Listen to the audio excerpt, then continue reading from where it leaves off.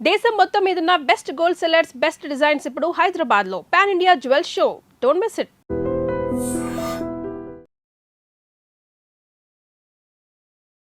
Hi hello నమస్తే, welcome back to our channel. నేను మీ Vaishu. LGBT a legal battle 21వ శతాబ్దంలో ఉంటూ 21st సెంచరీలో కూడా ఇంకా లీగల్ రైట్స్ కోసం, సమానత్వం కోసం పోరాడుతున్నాము అనేదానికి ఈ సమాజంలో ఉంటున్నందుకు మనందరం మొదటిగా సిగ్గుపడాల్సిన విషయం అది. అండ్ ఇంకొక విషయం ఏంటంటే, సమానత్వం కోసం పోరాడుతూ ఒక ట్రాన్స్ ఉమెన్ హీరోయిన్గా ఒక సినిమా వస్తుంది అంటే ఏపీ తెలంగాణలో నాకు తెలిసినంత వరకు ఇదే ఫస్ట్ మూవీ కూడా. సో ఎల్జీబీటీ మూవీ మీద చాలామందికి చాలా క్వశ్చన్స్ ఉన్నాయి. చాలామందికి ఇప్పుడు ఈ మూవీ ద్వారా వాళ్ళు ఏం సందేశం ఇస్తారు అనే ఆలోచన ఉంది. చాలామందికి ఈ మూవీ తర్వాత అయినా సమాజం మారుతుందేమో అనే ఆశ కూడా ఉంది. సో మరి ఈ మూవీలో హీరోయిన్ హిమ గారు ఈరోజు నాతో పాటు ఉన్నారు. ఆవిడతో బోల్డ్ అనే విషయాలు అయితే మాట్లాడిద్దాం. వచ్చేయండి. హలో అండి. నమస్తే. ఎలా ఉన్నారు? బాగున్నాను. మీరు ఎలా ఉన్నారు? చాలా బాగున్నాను.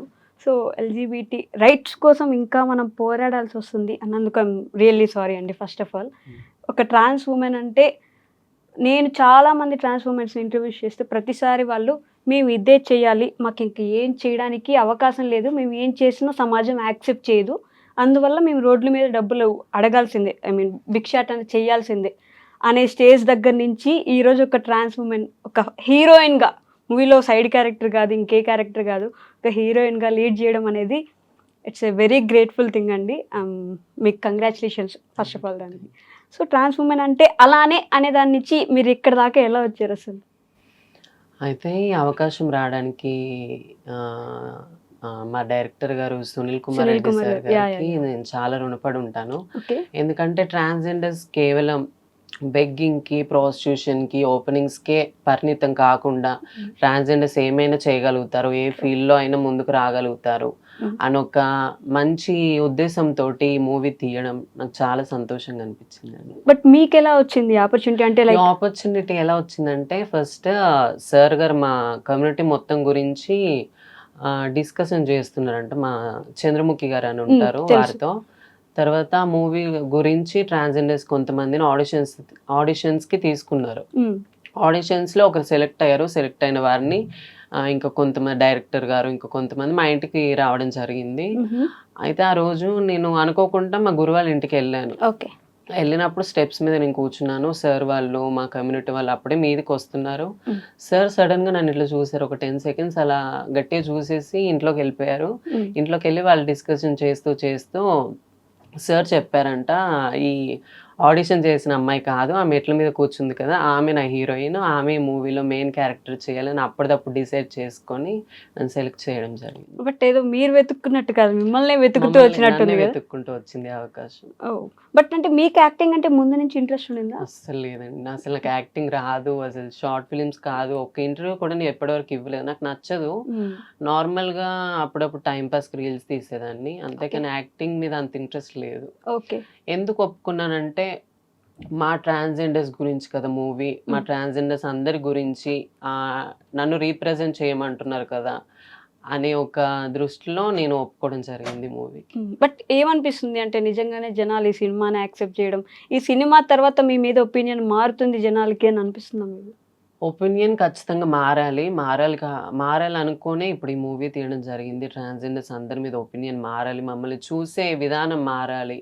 ట్రాన్స్జెండర్స్ కేవలం ఆ 3 అంశాలకే కాకుండా ఏ ఫీల్డ్లో అయినా వాళ్ళని ఎట్టుకొని వస్తారు, మనలాగే వాళ్ళు కూడా ఈక్వల్గా బ్రతకగలుగుతారు ఈ సొసైటీలో అని ఒక ధీమాతో చేయడం జరిగింది. బట్ మీరు అన్నది పాజిటివ్గా తీసుకుంటూనే, to add on with that, మీరు మాత్రమే అలా ఆలోచిస్తున్నారేమో, మీ కమ్యూనిటీ అందరూ అలా అనుకోవట్లేదేమో, మీ కమ్యూనిటీలోనే మీకు ఇంకా చాలా గొడవలు, మీ కమ్యూనిటీలోనే మీకు ఇబ్బందులు ఉన్నాయేమో అని నాకైతే ఖచ్చితంగా అనిపిస్తూ ఉంటుంది. ఎందుకంటే చాలా మందిని చూశాను, నేను చాలా మందితో మాట్లాడాను కూడా. సో మీకేమనిపించట్లేదు అలా? ఉంటారు. ఇప్పుడు నార్మల్గా సొసైటీలో ఎలా ఆడవాళ్ళకు మగవాళ్ళకు అట్లా మగవాళ్ళకి ఎలా గొడవలు అవుతాయో మా దాంట్లో కూడా గొడవలు అవుతాయి, తిట్టుకుంటాము, ఫైట్స్ అవుతూ ఉంటాయి, ఆర్గ్యుమెంట్స్ అవుతూ ఉంటాయి. కానీ మా వరకు వచ్చే వరకు మాత్రం మేము సొసైటీలో ఈక్వల్‌గా బ్రతకడానికి మాకు మేము అందరం సపోర్ట్ చేసుకుంటాం. అవి వేరే విషయాలలో అవి గొడవలు పడడం అవన్నీ కామన్ వేరు. ఓకే. కానీ మా వరకు వచ్చే వరకు సొసైటీలో మేము ఈక్వల్‌గా బ్రతకడానికి మేము అందరం ఒకరికొకరికి సపోర్ట్ చేసుకుంటూ ఉంటాం. బట్ దాని గురించే దాని ఎక్స్‌టెన్షన్ మళ్ళీ మాట్లాడదాం. ప్రస్తుతానికైతే ఎల్‌జీబీటీ దేని గురించి? అంటే ఏముంది సినిమాలో? నేను టీజర్ చూసాను. మొత్తం చాలా ఇబ్బంది పడుతున్నట్టుగా ఉన్నారు. కొంచెం ఏదో రేప్ చేస్తున్నట్టుగానో కనిపిస్తుంది. చాలా చాలా సీన్స్ ఒక్కొక్కటి చూడ్డానికి కూడా చాలా ఇబ్బందిగా ఉన్నాయి. మరి దేని గురించి అసలు? ఎల్‌జీబీటీ అంటే దీంట్లో 4 కమ్యూనిటీస్ ఉన్నాయండి. Yes. Lesbian, gays, bisexual, transgenders. True. ఈ 4 2 మెయిన్. ఒకటి ట్రాన్స్‌జెండర్స్, ఒకటి గేస్. ఈ రెండిటి మీద ఈ మూవీ తీయడం జరిగింది. మెయిన్‌గా ఈ రెండిటి మీద. మా మీద అంటే ఇప్పుడు మేము స్టార్టింగ్ బర్త్ నుండి మాకు మెచ్యూర్ ఏజ్ వచ్చాక మేము ఫ్యామిలీ నుండి ఎదుర్కొనే డిస్క్రిమినేషన్ కావచ్చు, స్కూల్ నుండి ఎదుర్కొనే డిస్క్రిమినేషన్ కావచ్చు, సొసైటీ నుండి, రిలేటివ్స్ నుండి ఇవన్నీ ఎదుర్కొని మేము ఒక్కసారి స్టెప్ అవుట్ వేసిన తర్వాత బయటకు వచ్చేసిన తర్వాత మా సర్జరీ కానీ సర్జరీస్ తర్వాత మా కష్టాలు మా పెయిన్స్ దాని తర్వాత మళ్ళీ సొసైటీలో బెగ్గింగ్ చేసుకోవడం అది ఒక బాధే అది బెగ్గింగ్ మళ్ళీ ప్రాస్టిట్యూషన్ కొంతమంది చేస్తూ ఉంటారు. ఇవన్నిటిని మైండ్లోకి తీసుకొని ఈ మూవీ మొత్తం ట్రాన్స్జెండర్స్ లైఫ్ మీద గే లైఫ్ మీద డిపెండ్ అయి ఉంటుంది. ఓకే. ఈ టీజర్‌లో ఒక డైలాగ్ ఉంటది. ఒక తల్లి నాకు మీరు ఆ డైలాగ్ చెప్పాల్సిందే. ఒక తల్లి ఏడుపునేనా? ఒక తండ్రి ఇదని ఒక డైలాగ్ ఉంది. ఎగ్జాక్ట్‌గా ఒకసారి ఒక మాకు తల్లి పొరటి నొప్పుని నేను, ఒక తండ్రి ప్రేమ బొట్టుని నేను, ఇంకా ఏదో ఉంటదండి కొంచెం మర్చిపోయాను. బట్ ఆ డైలాగ్ వెనక స్టోరీ ఏంటి? ఆ డైలాగ్ వెనుక స్టోరీ అంటే ఇప్పుడు ఒక తల్లి నార్మల్‌గా మేల్‌కి, ఫీమేల్‌కి ఎలా బర్త్ ఇస్తదో అలాగే మాకు బర్త్ ఇస్తది. ఆ పెయిన్ అంతా తీసుకొని తండ్రి కూడా అలాగే చిన్నప్పటి నుండి కష్టపడుతూ మమ్మల్ని పెంచుతారు. తర్వాత అవన్నీ దాటుకుంటూ ఇంకా మా ట్రాన్స్‌జెండర్ లైఫ్‌ని ఎదుర్కొనే అవన్నీ దాని మీద డైలాగ్ ఉంటది. సో ఆ క్వశ్చన్ నుంచే నా క్వశ్చన్ ఏంటంటే, అంత ఇష్టంగా కన్న తల్లి, అంత అపురూపంగా పెంచుకున్న తండ్రి, వాళ్ళిద్దరిని వదిలేసి వాళ్ళు కోరుకున్న జీవితానికి కాకుండా మీకు కోరుకున్న జీవితాని కోసం వెళ్ళడానికి వాళ్ళెంత బాధపడతారో దానికంటే ఒక 100 రెట్లు ఎక్కువ ట్రాన్స్‌జెండర్స్ బాధపడతారు అనేది వాస్తవం. కానీ ఆ బాధని అందరూ అర్థం చేసుకోలేరు. ఎందుకంటే మీ చెప్పుల్లో మేము లేము. అక్కడ మేము నిలబడి చూడలేదు కాబట్టి. మీ జర్నీ కూడా నిజంగా ఈ సినిమాకి సంబంధించిందే ఉంటుందా? మీ ఓన్ జర్నీ కూడా? నా ట్రాన్స్‌జెండర్స్ అందరిది దాదాపు అందరిది సేమ్ జర్నీ ఉంటది. స్టార్టింగ్ నుండి ఇప్పుడు చేంజ్ అయ్యే వరకు. ఈ మూవీ మొత్తం మా స్టార్టింగ్ లైఫ్ నుండి మేము ఎదుర్కొనే, ఫేస్ చేసే కష్టాలు అవన్నీ మొత్తం మూవీలో యాజ్ ఇట్ ఈజ్ ఉంటాయండి. సునీల్ కుమార్ గారు మీకు ఈ స్టోరీ చెప్పినప్పుడు మీరు నేను సినిమాలో యాక్ట్ చేయడం ఏంటి? నాకెందుకు అసలు నాకు ఇయన్నీ అవుతాయా? ఇలాంటి ఆలోచన ఉండిందా? అంటే ఎలా మిమ్మల్ని ఒప్పించగలిగారు అసలు? నేను ముందు చెప్పినట్టు ఇది వేరే ఏదన్నా యాక్టింగ్ అయితే నేను ఒప్పుకోపోయేదాన్ని. మా లైఫ్ మీద డిపెండ్ అయి ఉంటది కాబట్టి, ఈ మూవీ తీసిన తర్వాత నేను ఒక చిన్న మార్పు అనేది వస్తదనుకోని ఒక హోప్ తోటి నేను మూవీలో యాక్ట్ చేయడం జరిగింది. సో అనే పాజిటివ్ నోట్ మీరు ఇంత బాగా కష్టపడుతున్నారు మీ కమ్యూనిటీని కూడా గుర్తించాలని. మీ కమ్యూనిటీ వాళ్ళు చేసే కొన్ని పనులు చూసినప్పుడు మేము ఎంత గుర్తిద్దాం అనుకున్నా, ఎంత రెస్పెక్ట్ ఇద్దాం అనుకున్నా, ఉన్న రెస్పెక్ట్ కూడా పోగొట్టుకునేలాగా కమ్యూనిటీ వాళ్ళు చేసే పనులు, డబ్బులు ఇవ్వమని బెదిరించడం, శాపనార్థాలు పెట్టడం, కొట్టడం, చంపేయడం, ట్రైన్‌లో ఒకరిని ఇది కూడా చేశారు ఒకసారి. ఇలా ఒక్కొక్కటి చేస్తా ఉన్నప్పుడు రెస్పెక్ట్ ఎందుకు ఇవ్వాలి? అసలు మాకేం అవసరం? మీకు డబ్బులు అడిగితే డబ్బులు ఇవ్వాలా వద్దా అనేది మా ఇష్టం. లేవంటే కామ్‌గా వెళ్ళిపోవాలి కానీ శాపనార్థాలు పెట్టేస్తారని భయపెట్టడం, వాళ్ళని తిట్టడం, ఇంటి దగ్గర గృహప్రవేశం జరిగితే అక్కడ కూర్చుండిపోయి గోల చేసేయడం, ఇలాంటివన్నీ నేను నా కళ్ళారా కూడా చూశాను. మా ఇంటికి కూడా వచ్చారు అలానే. అయితే దీని మీద నేను చెప్పాలనుకునేది ఒకటే అండి. ఫస్ట్ కొంతమంది ఫేక్ ట్రాన్స్‌జెండర్స్ ఎక్కువైపోయారు. ఫేక్ ట్రాన్స్‌జెండర్స్ అంటే వాళ్ళని బైరూపోలని అంటాం మేము. ఓకే. వాళ్ళు అప్పటిదప్పుడే శారీస్ కట్టుకొని వాళ్ళకి పిల్లలు మీకు ఇంతకుముందు చెప్పే ఉంటారు. పిల్లలు ఉంటారు. వాళ్ళు కేవలం మనీ కలెక్ట్ చేసుకోవడానికే ఎక్కడి నుండో దూరంగా హైదరాబాద్‌కి వచ్చేసి అప్పటిదప్పుడు వేషం మార్చుకొని సిగ్నల్స్ దగ్గర కానీ ఎక్కడన్నా ఫంక్షన్స్ కనిపిస్తే అక్కడికి వెళ్ళేసి అల్లరి చేయడము, కొట్టడము, తిట్టడము అలా చేసి డబ్బులు తీసుకొని మళ్ళీ అప్పటిదప్పుడు శారీ తీసేస్తారు, పైన షర్ట్ వేసుకొని మళ్ళీ వాళ్ళ ఇళ్ళకి వాళ్ళు వెళ్ళిపోతారు. ఈ ఈ సిచ్యువేషన్ మాకు చాలా సార్లు ఎదురైంది. ఎదురైనప్పుడు మేము యాక్షన్ తీసుకోవాలన్నా కూడా వాళ్ళని మేము గుర్తుపట్టలేము. Hmm. ఇప్పుడు ఇప్పుడు మేము చూసినప్పుడు వాళ్ళు శారీ మీద ఉంటారు. వెంటనే పైన షర్ట్ వేసుకొని వెళ్ళిపోతారు. వాళ్ళని ఎలా మేము గుర్తుపడతాం? వాళ్ళు ఎక్కడని ఎతుకుతాము? అలాంటి వాళ్ళు కొంతమంది ఉన్నారు. ఇంకా మిగతా వాళ్ళు రియల్ ట్రాన్స్జెండర్స్ కూడా కొంతమంది ఉంటారు. మా దాంట్లో అందరు మంచి వాళ్ళు ఉండరు. కొంతమంది చెడ్డ వాళ్ళు కూడా ఉంటారు. వాళ్ళు ఇంకా డబ్బుల కోసం మరీ బీభత్సంగా బట్టలిప్పేసి డబ్బులు అడగడము, తిట్టడము అలా కొంతమంది కూడా చేస్తారండి. కానీ చేసిన వాళ్ళని దృష్టిలో పెట్టుకోకుండా మిగతా ట్రాన్స్జెండర్ కమ్యూనిటీ మొత్తాన్ని అంతే అనుకోవడం తప్పని నేను అనుకుంటాను. చేసిన వాళ్ళ మీద యాక్షన్ తీసుకోండి, లీగల్‌గా యాక్షన్ తీసుకోండి. మేము దానికి ఎలాంటి నెగెటివ్ కాదు. కానీ మొత్తం ట్రాన్స్జెండర్స్ కమ్యూనిటీని తప్పు పట్టడం కరెక్ట్ కాదనుకుంటాను. మీ కమ్యూనిటీ మొత్తం కూడా మీలాగా ఎందుకు మారకూడదు? అంటే బెగ్గింగ్, ప్రాస్టిట్యూషన్ కాకుండా నిజంగానే ఇంకేదైనా లైఫ్ ఎందుకు చూస్ చేసుకోకూడదు?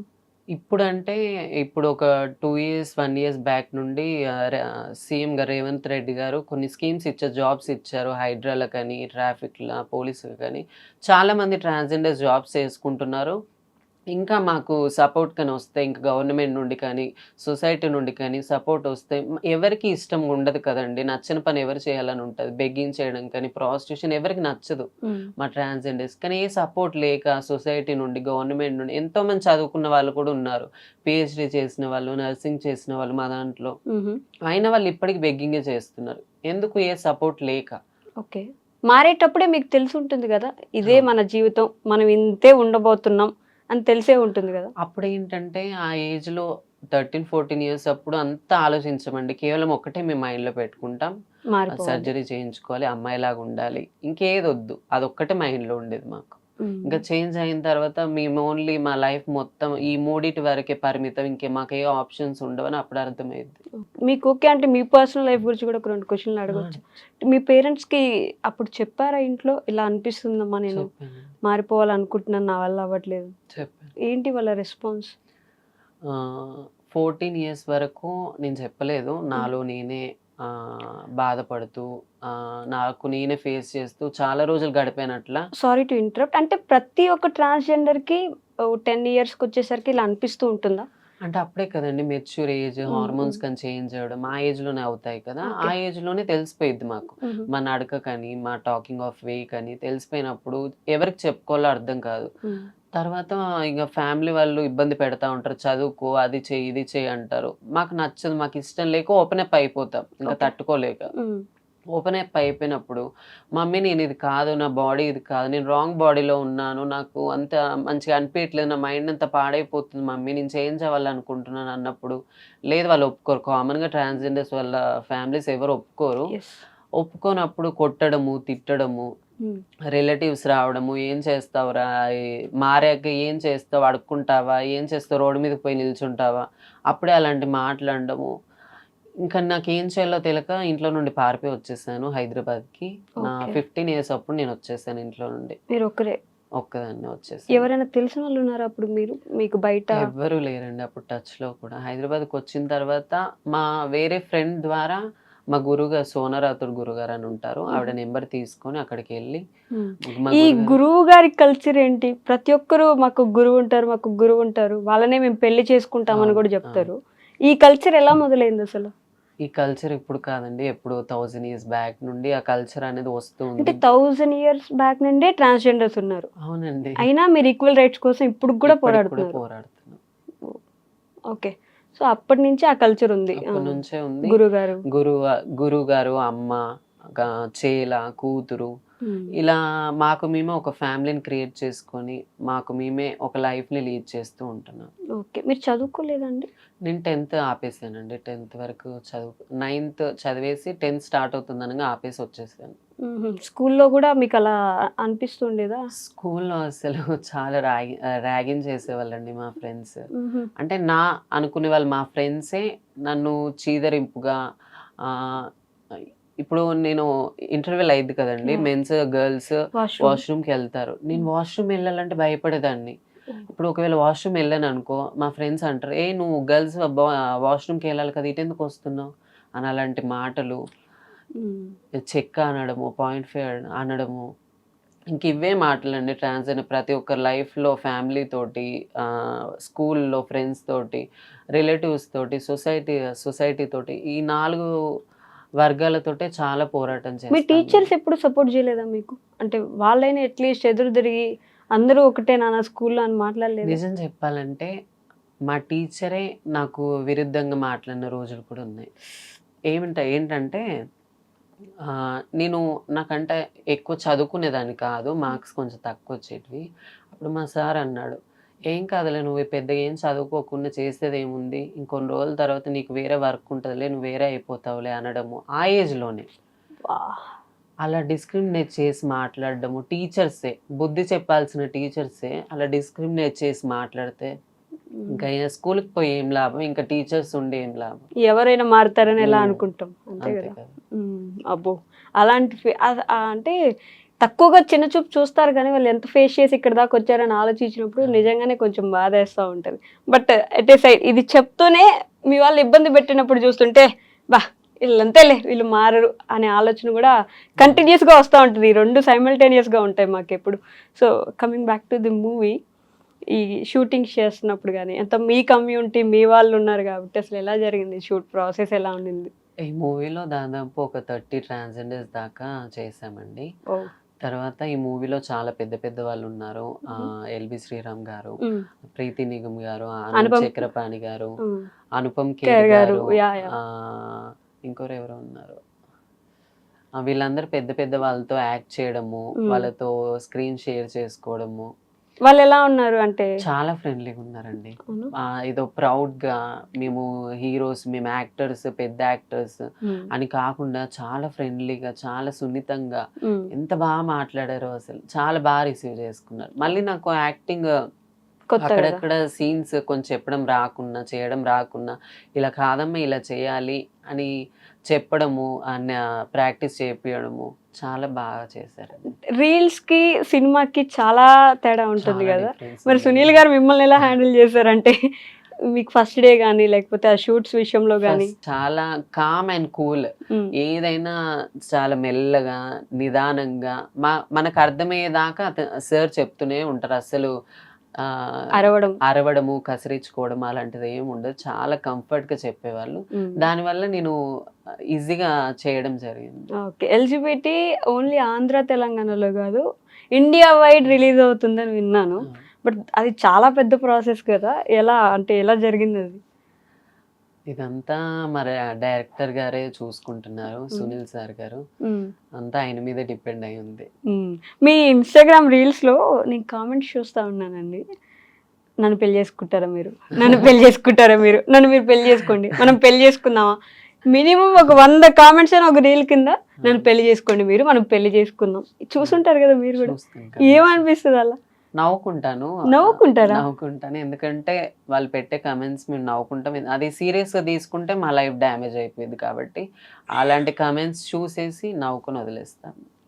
సీరియస్‌గా తీసుకుంటే లైఫ్ డ్యామేజ్ అయిపోవడం అనేది చాలా పెద్ద స్టేట్మెంట్ మీరిప్పుడు ఇచ్చింది. అవును. మిమ్మల్ని ప్రేమించే వాళ్ళొస్తారన్నా కూడా మీకు భయమేస్తుందా? భయమేసిద్ది. ఎందుకంటే మా దాంట్లో చాలామంది ట్రాన్స్‌జెండర్స్ అలాగే ప్రేమించి, వాళ్ళ కోసం ఎన్నో ఖర్చు పెట్టి కొన్ని లక్షలిచ్చి, వాళ్ళ కోసం అన్నీ వదిలేసుకొని, మా ట్రాన్స్‌జెండర్స్ కమ్యూనిటీని వదిలేసుకొని, ఫ్యామిలీని వదిలేసుకొని, వాళ్ళతోటే వెళ్ళి, వాళ్ళ వల్ల మోసపోయి, చాలా కష్టాలు పడ్డ వాళ్ళున్నారు. వాళ్ళని చూసాక నాకొకటే అర్థమైంది. ప్రేమ అనేది ఒక ఫేక్. ప్రేమించకూడదు. బాయ్స్ మనల్ని ప్రేమిస్తున్నారని మన దగ్గరకొస్తే నమ్మకూడదు. హ్మ్. అది ఫేక్. కేవలం మన మన దగ్గర దక్కే సుఖం కోసం, లేదా మన దగ్గర నుండి వచ్చే డబ్బు కోసం తప్ప మనల్ని ట్రూగా ఈ బ ఈ స ఈ ఎర్త్ మీద ఎవరు ప్రేమించరు అని ఒకటి గట్టిగా మైండ్‌లో పెట్టుకున్నాను మీ నేను. ట్రాన్స్‌జెండర్స్‌లోనే పెళ్ళిళ్ళు చేసుకొని హ్యాపీగా ఉన్నవాళ్ళు ఉన్నారు. మీరు వందలో ఒకరుంటారండి. ఇన్‌స్టాగ్రామ్‌లో కూడా ఆ! చూస్తుండొచ్చు రెగ్యులర్‌గా ఈ మధ్య కనిపిస్తున్నారు గూడా. వాళ్ళున్నప్పుడు మేబీ నిజంగా అది రియలేనేమో అనిపించట్లేదా? అలాంటి వాళ్ళు ఓన్లీ ట్రాన్స్‌జెండర్స్ వరకే లైఫ్ లాంగ్ ఉండి, ఏ అమ్మాయిని పెళ్లి చేసుకోకుండా, వాళ్ళ ఫ్యామిలీని ఒప్పించి, ట్రాన్స్‌జెండర్ చేసుకుంటున్నానని వాళ్ళ ఫ్యామిలీని ఒప్పించి, లైఫ్ లాంగ్ మాతో ఉండే వాళ్ళు వందలో, కోట్లో ఒకరుంటారండి. ప్రతి ఒక్కరు అలాగే ఎవరుండరు. హ్మ్. మీ కాళ్ళకి మెట్టెలు చూస్తున్నాను నేను. హ్మ్. అంటే పెళ్లి చేసుకున్నారు. మా గురువుగారితో. ఆహా, ఓకే. వాళ్ళతో పెళ్లి చేసుకున్నా కూడా మెట్లు వేసుకుంటారా? మా గురువు గారు మెట్టలు పెడతారు, మెల్లో పుస్తలు వేస్తారు. ఇంకా ఆవిడే మాకు తల్లి, తండ్రి, భర్త అన్ని ఆవిడ లోపలనే ఊహించుకొని మేము లైఫ్ లీడ్ చేస్తూ ఉంటాం. అండ్ ఇంకొకటి చాలా కొంచెం డిస్టర్బ్డ్గా అనిపించేది ఏంటంటే, మీరు చనిపోతే మీ వాళ్ళలో ఎవరైనా చనిపోతే ఎవరు చూడకూడదు, ఎవరికి కనిపించకుండా నైట్ మాత్రమే చెప్పులతో కొడుతూ తీసుకెళ్తారు అని చెప్పేసి ఒకటి విన్నాను. నిజంగా అలానే జరుగుతుందా? అది నిజమని నేనైతే ఎప్పుడు చూడలేదు. నేను ట్రాన్స్‌జెండర్‌గా వచ్చి ఒక 10 ఇయర్స్ అవుతుంది. కానీ అంతకు ముందుకు కూడా ఎప్పుడో ఏదో పాత కాలంలో ఒక 100 ఇయర్స్ బ్యాక్ అలా చేసేవాళ్ళు అని ఒక పుకారు ఉండేది తప్ప, మేము రియల్‌గా చూసిందైతే లేదు. ఓకే. అలా ఎందుకు చేసేవాళ్ళంటే, ఇలాంటి జన్మ మాకు ఇంకోసారి ఇవ్వద్దు దేవుడా అని ఎవరు చూడనప్పుడు మిడ్‌నైట్ తీసుకెళ్తూ, చెప్పులతో మా బాడీని కొడుతూ ఇలాంటి శరీరం, ఇలాంటి బ్రతుకు మాకు వద్దని కొట్టుకుంటే తీసుకెళ్ళేవాళ్ళంట. అర్ధనారీశ్వరుడి రూపం మీరు. ఆ! ఆయన్ని కొలవగలిగినప్పుడు మిమ్మల్ని చూడలేరా? సొసైటీ అలా ఉందండి ఇప్పుడు. అంటే శివుణ్ణి మనం అర్ధనారీశ్వరుడిగా చూస్తూ ఉంటాం. పార్వతీమాత ఒకవైపు, శివయ్య ఒకవైపు ఉంటారు. ఆయన్ని మాత్రం దేవుడని కొలిచినప్పుడు మిమ్మల్ని మాత్రం మనుషులుగా ఎందుకు చూడలేరు అనే క్వశ్చన్ మీతో పాటు సమాజాన్ని కూడా అడుగుతున్నాను నేను. ఎందుకు చూడలేరు అనేసి. ఇంకా సొసైటీకి ఏమో అండి, నాకైతే తెలీదు వాళ్ళు ఎందుకు చూడలేకపోతున్నారో. కానీ మా దగ్గర నుండి అయితే బ్లెస్సింగ్స్, కొంతమందికి చెప్తున్నాను, మా దగ్గర నుండి అయితే బ్లెస్సింగ్స్ తీసుకుంటారు. అవును. కానీ మమ్మల్ని ఈక్వల్‌గా చూడరు. అదెందుకో నాకు అర్థం కాదు సొసైటీలో. ఓకే. మారుతున్నాయి ఈ రోజులు నాకు తెలిసి. కొన్ని ఇప్పుడు కొన్ని మీరు సినిమాలో హీరోయిన్‌గా చేస్తున్నారు. కొన్ని మారుతున్నాయండి. కొన్ని మారుతున్నాయి. కొన్ని రోజుల్లో ఇంకా చాలా ఇంకా మారాలి. చాలా మారాలి. ఈ సినిమా నుంచి మేము కూడా చాలా ఎక్స్పెక్ట్ చేస్తున్నాం. అంటే మాకేవైతే డౌట్స్ ఉన్నాయో ఈ సినిమాలో ఆ అబ్బాయిని చూపించడం, మీరు పడిపోవడం. ఇంకోటి నేను మెయిన్‌గా ఏం చెప్దాం అనుకుంటున్నానంటే, కొంతమంది మా ట్రాన్స్‌జెండర్స్ ప్రాస్టిట్యూషన్ చేస్తారు. చేసేవాళ్ళు చేస్తారు. ఇంకా ఏ దారి లేక కొంతమంది అది ఎంచుకుంటారు, చేస్తూ ఉంటారు. రోడ్ మీద నిల్చున్నప్పుడు ఒకరొస్తారు. ఒక అబ్బాయి వచ్చి ఇంత అని తీసుకెళ్తారు. ఒక టైం ఇంతకి ఇంత అని మాట్లాడి తీసుకొని వెళ్తారు రూమ్‌కి. వెళ్ళిన తర్వాత ఒకరని చెప్పిన వాళ్ళు అక్కడ ముగ్గురు, నలుగురు ఉంటారు. ముగ్గురు, నలుగురు ఉన్న తర్వాత ఒకరి తర్వాత ఒకరు రేప్ చేయడము మమ్మల్ని. రేప్ చేసిన తర్వాత అంతకే వదిలేయకుండా సిగరెట్స్‌తో కాలుస్తూ, బీర్ బాటిల్స్ పగలగొట్టి ఎక్కడ పడితే అక్కడ గీసేయడము. ఇప్పుడు ఇంత జరుగుతది కదండీ! మేము ఎవరికీ చెప్పుకోలేం. ఇప్పుడు న్యాయం జరగాలంటే పోలీస్ స్టేషన్‌కెళ్ళాలి. పోలీస్ స్టేషన్‌కెళ్ళి మేము కేస్ ఫైల్ చేద్దాం సార్ అని అంటే వాళ్ళేమంటారంటే, మీకు రేప్స్ జరుగుతాయా? ఎలా చేస్తారు మిమ్మల్ని? అమ్మాయిల్లాగానే మీరుంటారా? ఎలా చేస్తారు మిమ్మల్ని అని మమ్మల్ని ఇంకా రివర్స్ క్వెషన్స్ ఏస్తూ, మా మనసుని ఇంకా గాయం చేస్తూ, ఈ గవర్నమెంట్, ఈ పోలీస్ వాళ్ళు కూడా మాకు న్యాయం చేయకపోతే ఇంకెవరికి చెప్పుకుంటాం మేము? ఈ సిచ్యువేషన్‌ని కూడా బేస్ చేసుకొని ఈ మూవీ కూడా ఉందండి. ఎందుకంటే ఈ మమ్మల్ని ఒకవేళ ట్రాన్స్‌జెండర్‌ని రేప్ చేశారనుకో, దానికి శిక్ష 1 లేదా 2 ఇయర్స్ వరకే ఉంది. ఒక అమ్మాయిని రేప్ చేస్తే నార్మల్‌గా 10 ఇయర్స్, 14 ఇయర్స్ లేకపోతే ఎన్‌కౌంటర్ అలా చేసిన రోజులలో ఈ సొసైటీలో ట్రాన్స్‌జెండర్‌ని మేము అమ్మాయిలము, మేము కూడా అమ్మాయిలమే అని చెప్పుకునే మమ్మల్ని రేప్ చేసినప్పుడు ఎందుకు 1, 2 ఇయర్స్ మాత్రమే వాళ్ళకి శిక్ష? వాళ్ళేమైనా పిక్ పాకెటర్సా? లేకపోతే ఏమైనా చిన్న నేరం చేశారా? ఎందుకు అలా చేస్తారు? అమ్మాయిలతో పాటు ఈక్వల్‌గా మాకు కూడా ఉండాలి కదా రైట్స్ అనే ఒక సిచ్యువేషన్ కూడా ఈ మూవీలో ఉందండి. అంటే మీ పూర్తి రియల్ లైఫ్‌ని మీరు ఎలా ఉండాలని కోరుకుంటున్నారు అనే దాన్ని కూడా సినిమాలో చూపించారు. బట్ డైరెక్టర్ గారిని ఎప్పుడైనా అడిగారా? అంటే ఆయనకి ఎందుకు వచ్చింది అసలు ఈ ఐడియా, ఇలా చేద్దాం, ఒక ట్రాన్స్‌జెండర్ లైఫ్‌ని చూపిద్దాం అనుకోవడం? సార్, డైరెక్టర్ సార్ ఫస్ట్ నుండే జనాలకు ఉపయోగపడే మూవీస్ చాలా తీశారు ఇంతకుముందు కూడా. నేను ఆ ప్రశ్న ఎందుకు అడగలేదంటే, చాలా movies based on true incidents మీద, లేకపోతే జనాలకు ఉపయోగపడే సిచ్యువేషన్స్ మీదే సార్ గారు మూవీస్ తీయడం జరిగింది. అదే ఆ సార్ గారు మా కోసం ఇలాంటి మూవీ తీయాలనుకున్నారేమో, ఆ దేవుడు ఆ సార్ గారిని చిన్న మార్పు రావాలని ఆ మూవీ తీపిచ్చాడేమో అనుకుంటాం మేము. ఓకే. కాదు, అంటే ఫనీగా అనుకోండి, మీ ట్రాన్స్‌జెండర్స్ గురించి మన టీఎఫ్ఐలో ఉండే పెద్ద హీరో ఎవరైనా ఒక సినిమా చేస్తే బాగుండు అని అనుకుంటే, యాజ్ ఎ హీరోయిన్ ఇప్పుడు మీరు చేస్తున్నారు, ఒక హీరో ఓరియంటెడ్ ట్రాన్స్‌జెండర్ మూవీ రావాలంటే ఎవరు వస్తే బాగుంటుంది అనుకుంటున్నారు మీరు? అంటే హీరో ట్రాన్స్‌జెండర్‌గా చేయడమా? ఆల్రెడీ రాఘవ లారెన్స్ గారు చేశారు కదా. అసలు అలా చేయడమే మాకు నచ్చదండి. ఎందుకంటే ఒక మేల్ యాక్టర్‌ని తీసుకొని అతనికి ఈ వేషం వేసి ఒక ట్రాన్స్‌జెండర్ లాగా చేయడం ఎందుకు? రియల్ ట్రాన్స్జెండర్ తీసుకొని ఇప్పుడు మేము చేసినట్టు అలా మూవీ తీస్తే బాగుంటది కదా. ఇంత ముందు కూడా చాలా మూవీస్లలో ట్రాన్స్జెండర్స్ ని చిన్న చిన్న క్యారెక్టర్స్ ఇచ్చి వాళ్ళను బెగిన్ చేసే కాడ ఇంకా మగవాళ్ళు ఎంబడి పడేలాగా అలాంటి క్యారెక్టర్సే ఇచ్చారు తప్ప ఒక మంచి క్యారెక్టర్ ఒక ట్రాన్స్జెండర్ మీద ఒక ట్రాన్స్జెండర్స్ నే తీసుకొని వాళ్ళ రియల్ లైఫ్ గురించి తీయడం ఇది ఫస్ట్ మూవీ. మంచి క్యారెక్టర్ అంటే మీరు రియల్ లైఫ్ లో చేసే క్యారెక్టర్ నే సినిమాల్లో కూడా Represent చూపించడానికి చేశారు. ప్రొజెక్ట్ చేయడానికి ట్రై చేస్తున్నారు కదా. వాళ్ళను కూడా తప్పు పట్టలేమేమో, ఎందుకంటే మీ వాళ్ళు కూడా ఇదే చేస్తున్నారు. దీన్ని బ్రేక్ చేసి మారుద్దాం అనుకొని ఇప్పుడు మొదలైంది, కానీ అప్పటి నుంచి సినిమాలు తీసినప్పుడంతా అదే చేస్తున్నారు కాబట్టి అలానే ప్రొజెక్ట్ చేద్దాం అనుకున్నారేమో. ఇప్పుడు సునీల్ సార్ దగ్గర నుంచి ఈ మార్పు మొదలైంది. ఇక మీద మారి ఇంకేమైనా రావాలి అని అయితే నేను కూడా గట్టిగా కోరుకుంటున్నాను. అండ్ ఎల్జిబిటీ థియేటర్స్లోకి వచ్చిన తర్వాత జనాల రెస్పాన్స్ ఎలా ఉంటుంది, జనాల్లో మార్పు ఎలా వస్తుంది అని చూడడానికి కూడా నేను చాలా ఈగర్గా వెయిట్ చేస్తున్నానండి. All the very best for the movie. Thank you so much. And for more videos, Hi guys, this is Ridhi Kumar here. Please subscribe to iDream channel. Subscribe to iDream Media. Please subscribe to iDream. Please subscribe to iDream. Please subscribe iDream. And please subscribe to iDream. For more videos, subscribe to iDream. please like, share and subscribe to the channel. Congratulations, iDream. Subscribe to iDream. Subscribe to iDream. So subscribe to iDream Media. iDream ki iDream team అందరికి huge congratulations. Please subscribe iDream Media. Please subscribe to iDream. Subscribe iDream. Please subscribe to iDream. iDream అంటే నా కళల channel subscribe చేసుకున్న నోరు తిరుగుతలేదు, మీరైతే గంట గుర్తు కొట్టండి. For more such videos, please subscribe to iDream. Subscribe to iDream. Please subscribe to iDream. Please subscribe iDream Media. Please do subscribe to iDream. Please subscribe to iDream Media. For best entertainment and information, please subscribe iDream. And don't forget to subscribe to iDream.